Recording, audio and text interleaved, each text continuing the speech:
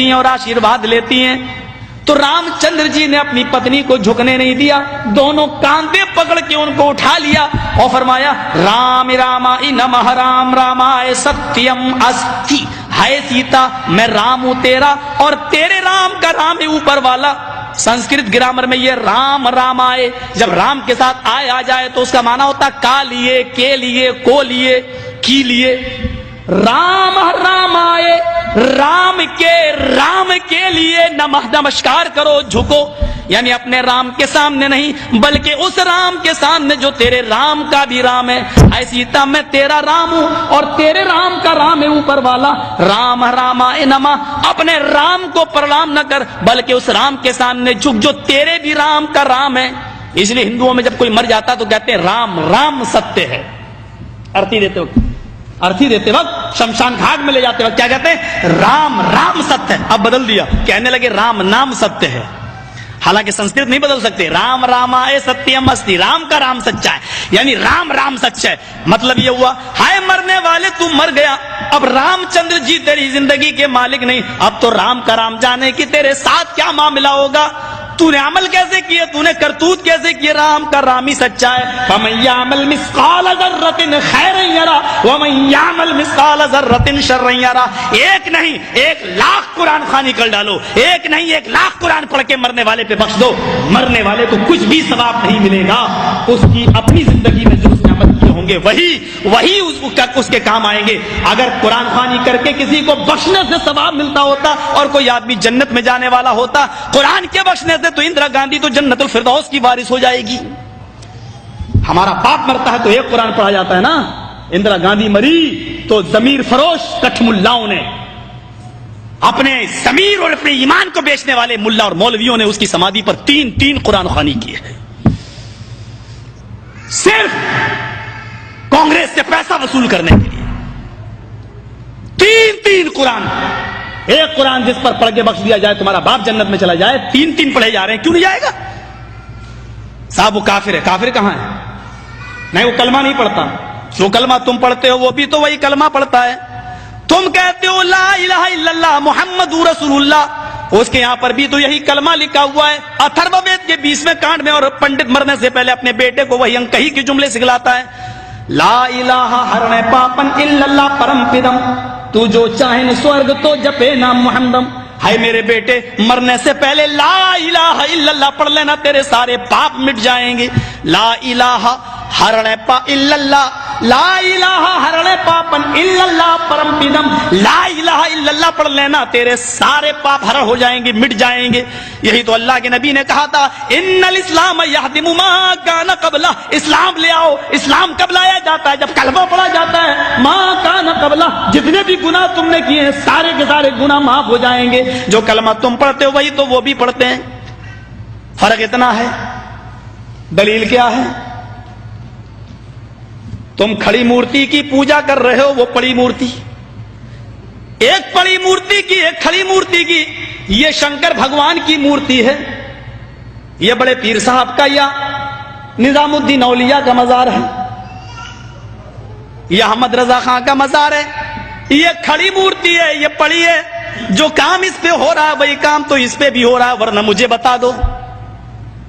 हिंदू चुनरी चढ़ाए मूर्ति पे तो काफिर, तुम चादर चढ़ाओ तो पक्के मुसलमान, वो हार डाले तो काफिर,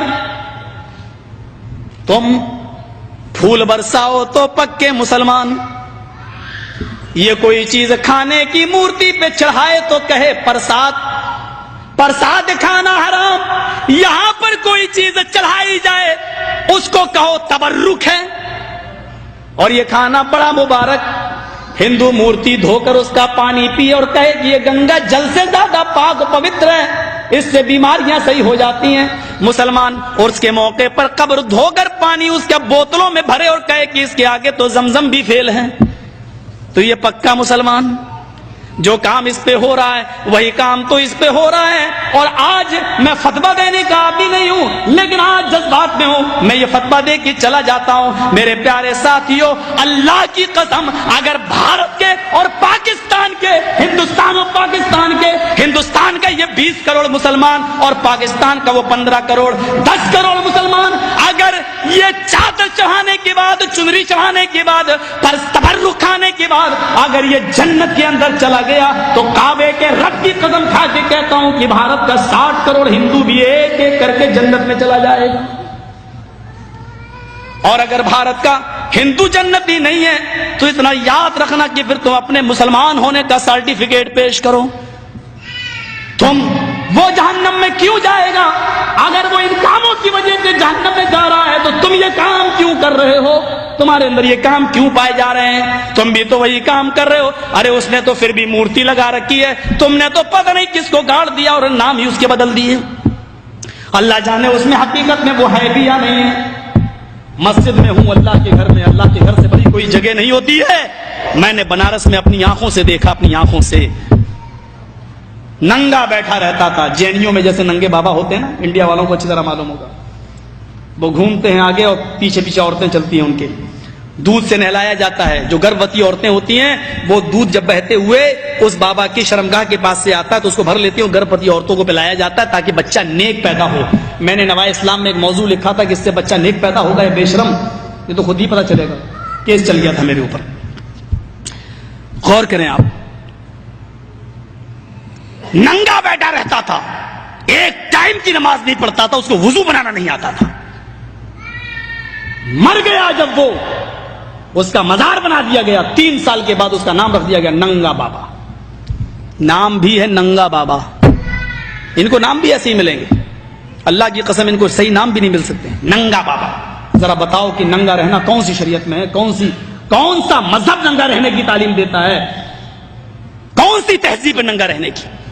اور یہ نام تک رکھا گیا ننگا بابا. بابا پر رکھا ہوا ننگا بابا باقاعدہ.